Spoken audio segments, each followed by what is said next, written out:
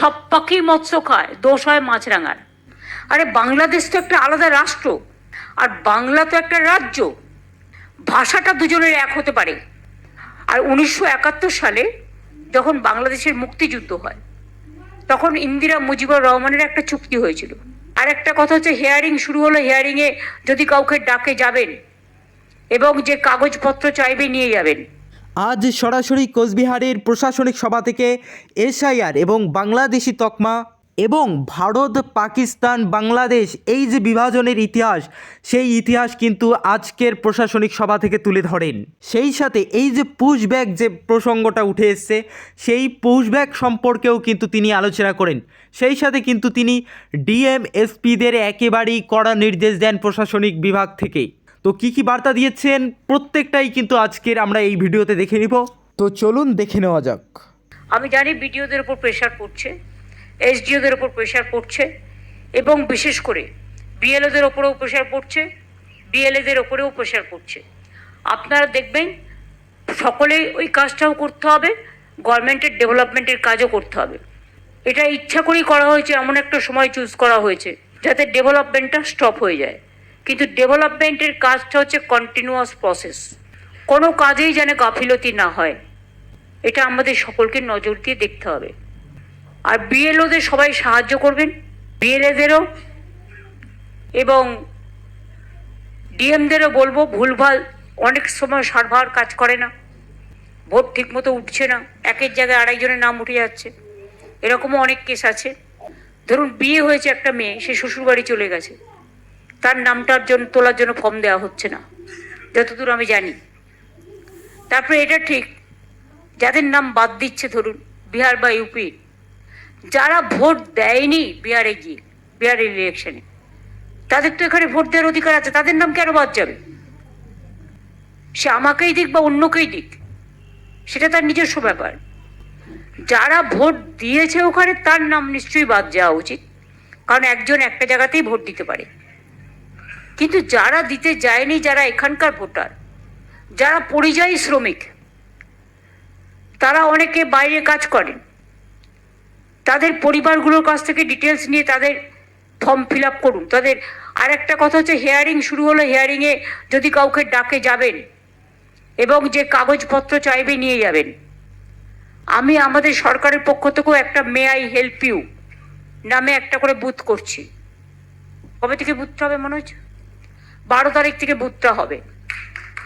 অনেক জায়গায় শুরুও হয়ে গেছে। ফলে যদি আপনাদের কারো কোনো কাগজের অসুবিধে থাকে, সেই কাগজটা নিয়ে যাবেন দয়া করে।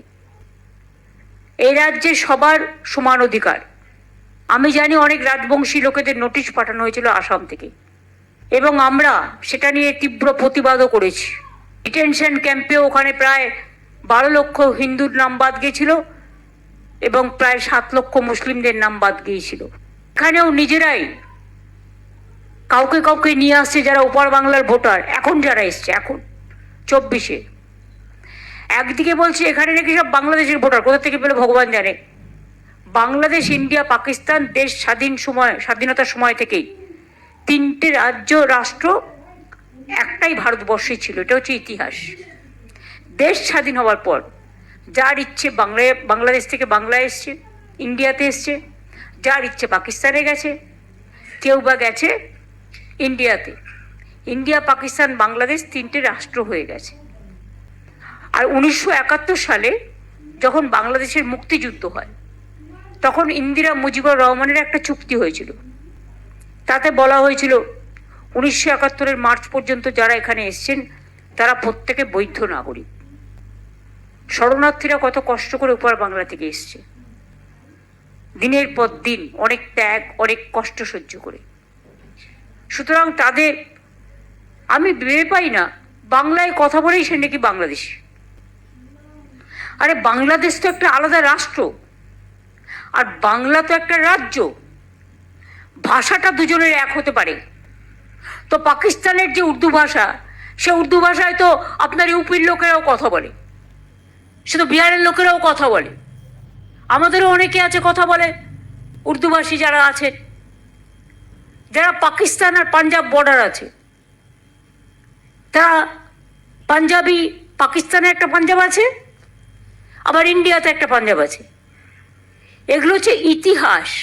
এটাকে বিকৃত করে সবাইকে একটা বাংলাদেশি তকমা লাগিয়ে দিয়ে আর কাউকে কাউকে পুশ করা হচ্ছে। লোকাল পুলিশরা কি করছেন? আপনাদের হাতের নাগাল থেকে কি করে বেরিয়ে যাচ্ছে। এই যে আমরা যে গর্ভবতী মাকে নিয়ে এলাম, তার পরিবারের 4 জন এখনো ওখানে আছে। তারা ইন্ডিয়ার সিটিজেন, কাগজপত্র আছে, তা সত্ত্বেও বিএসএফ ফোর্সফুলি তাদের পুশ ব্যাক করে দিচ্ছে। আর যারা রাজ্যের পুলিশ অফিসার, তাদের আমরা বলবো এত ভীতু হলে চলবে না। মারপিট করতে বলছি না, খুন খারাপি করতে বলছি না, অন্তত প্রোঅ্যাক্টিভ হন, নাকা চেকিংটা ঠিক মতো করুন। প্রচুর লেনদেন উধার উধার হচ্ছে। সব মাছই মাছ খায়, সব পাখি মৎস্য খায়, দোষ হয় মাছরাঙার।